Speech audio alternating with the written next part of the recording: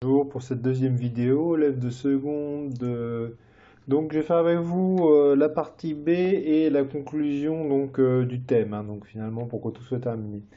Donc B, une Europe divisée. Donc effectivement, on a vu avec la vidéo précédente que la question de la réforme religieuse divise finalement la chrétienté en deux, encore une fois. Donc il faut savoir qu'effectivement, c'est ce que vous voyez avec cette carte, la chrétienté elle a été divisée depuis des siècles, depuis l'an 1000 en fait, depuis 1054 entre catholiques à l'ouest et orthodoxes à l'est. Les orthodoxes, c'est les héritiers de l'Empire byzantin, c'est notamment la religion qu'on trouve chez les Serbes, chez les Russes, par exemple. Donc effectivement, chez les Grecs, ça correspond effectivement à toute cette partie est de l'Europe. Et donc effectivement, tous les pays qui étaient autrefois catholiques, c'est ce que vous avez donc à l'ouest. Donc la réforme elle déchire donc cette Europe de l'Ouest qui va jusqu'à la Pologne. Globalement, on a toute l'Europe du Nord, ce que vous avez là, qui finalement passe à la nouvelle religion protestante sous différentes formes. On a des luthériens en Allemagne du Nord et en Scandinavie qui sont donc fidèles aux enseignements directs de Martin Luther. Calvinisme en Suisse, en Écosse et aux Pays-Bas. Donc Calvin, ça va être l'un des suiveurs de Luther qui va avoir à peu près les mêmes idées. On a peut-être un petit peu plus rigide, mais bon, on va être clair, je ne vais pas rentrer dans le détail là-dessus parce que c'est vraiment des points de doctrine qui ne sont pas extrêmement importants pour vous. Retenez juste qu'effectivement, on a des pays qui passent effectivement la religion réformée. Et enfin, la religion anglicane qui va s'installer dans le royaume d'Angleterre, comme son nom l'indique. Sachant que ça, c'est une histoire un peu particulière puisque c'est lié à Henri VIII qui voulait divorcer, l'Église catholique s'y opposait, ce qui fait qu'il a fondé sa propre religion dont il était le chef, et cette religion, peu à peu, est devenue une religion protestante, ce qui n'était pas forcément prévu à la base. L'histoire d'Henri VIII et de ses 6 femmes, donc je vous invite à regarder ça un petit peu par vous-même. Donc on a aussi l'Europe du Sud, ainsi que la Pologne qui reste catholique, comme vous voyez, c'est le cas de l'Espagne, du Portugal, de l'Italie, de l'Autriche, de la Bavière, donc le sud de l'Allemagne, de ce qu'on appelle la Bohème, ce qui est la République tchèque, la Pologne, et la France, mais de manière un peu différente, un peu plus divisée, et aussi surtout l'Irlande.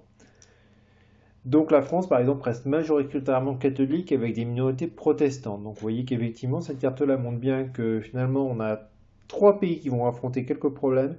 C'est la future Allemagne qui est très divisée entre une Allemagne qui est assez majoritairement finalement donc la région protestante et une Allemagne du Sud qui est dominée à l'époque par l'Empire d'Autriche qui reste effectivement catholique. Et effectivement donc ce qu'on appelle à l'époque le Saint-Empire, donc ce que vous avez avec les lignes bleues là, bleu-vert là, ça va être effectivement l'État qui va connaître le plus de violence religieuse, parce qu'effectivement on a effectivement un pays qui est vraiment quoi, un pays, même si c'est pas complètement un pays, ou plutôt un État qui est coupé en deux. Et de l'autre côté, on a la France, puisque la France elle reste majoritairement catholique, mais avec des minorités protestantes, particulièrement par exemple au sud de la Loire, même s'il y en a encore, il y a quelques communautés par exemple en Normandie. C'est bien pour ça que d'ailleurs vous avez un temple protestant à côté du lycée Madame. Donc effectivement, les différences religieuses entre catholiques et protestants, alors que, comme je vous dis, elles sont relativement faibles pour quelqu'un qui n'est pas chrétien, elles vont provoquer pendant un siècle et demi guerre et massacres. Là, vous avez, c'est pas uniquement des massacres catholiques contre protestants. Là, vous avez effectivement des protestants aussi qui commettent des crimes et des massacres contre les catholiques ou des destructions. Là, par exemple, l'image que vous avez, qui est aussi dans votre manuel à page 147, c'est les protestants qui détruisent les images d'une église parce qu'ils considèrent que les images, c'est des idoles, c'est pas la vraie religion. Ce qui montre bien qu'il y a des extrémistes dans les deux camps. C'est pas simplement les méchants catholiques contre les gentils protestants. C'est beaucoup plus compliqué que ça. Globalement, évidemment, pour nous, le massacre de la Saint-Barthélemy, on y reviendra plus tard, c'est le point culminant donc des guerres de religion. Dans l'actuelle Allemagne, le point culminant, il va survenir 50 ans plus tard, avec ce qu'on appelle la guerre de 30 ans, donc au début du XVIIe siècle, qui va provoquer directement ou indirectement la mort d'un tiers des Allemands. Donc un désastre considérable, qui va donc une guerre donc là, de 30 ans, comme dit par intermittence, mais qui va vraiment ravager l'Europe, et en particulier donc, ce qu'on appelait le Saint-Empire, l'Allemagne finalement pendant toute la première partie du XVIIe siècle, avec la complicité de la France qui a tendance à financer les belligérants pour affaiblir le voisin.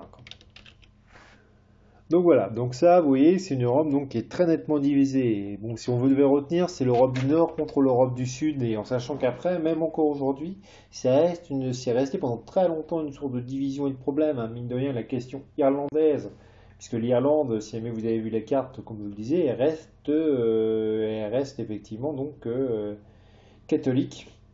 Et donc finalement, le double conflit, qui est un conflit finalement national entre Irlandais et Anglais, il va se doubler d'un conflit religieux entre Irlandais catholiques et Anglais protestants. Et effectivement, bah, ça va avoir des répercussions assez importantes jusqu'au XXe siècle. Donc en conclusion, en fait, finalement, toute cette partie-là, tout ce grand thème sur les nouveaux mondes, ça fait la transition entre le Moyen Âge et ce qu'on va appeler l'époque moderne, ou l'Europe des temps modernes. Comme je vous dis, c'est des choses qui sont valables uniquement pour l'Europe, hein, ça n'est pas valable pour les autres continents, même si là, pour le coup, ça va avoir des conséquences extrêmement importantes. Parce qu'effectivement, si on veut conclure, au XVe et au XVIe siècle, l'Europe elle a connu une période de profond bouleversement géographique et économique, avec les découvertes et leurs conséquences, mais aussi culturels et religieux avec la Renaissance et la Réforme, qui notamment favorisaient peu à peu un nouvel esprit scientifique de découverte, de progrès. Le Moyen Âge est définitivement terminé à ce moment-là. L'Europe devient peu à peu le continent le plus puissant, clairement, donc plus puissant, plus riche, plus moderne finalement que les pays d'Asie, qui est notamment la Chine.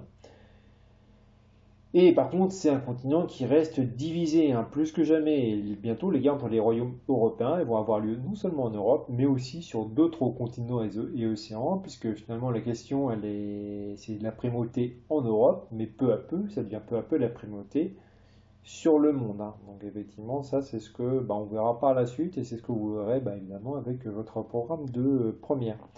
Écoutez, je vous remercie de m'avoir écouté. Je vous dis à bientôt, soit en présentiel, soit en distanciel. Merci.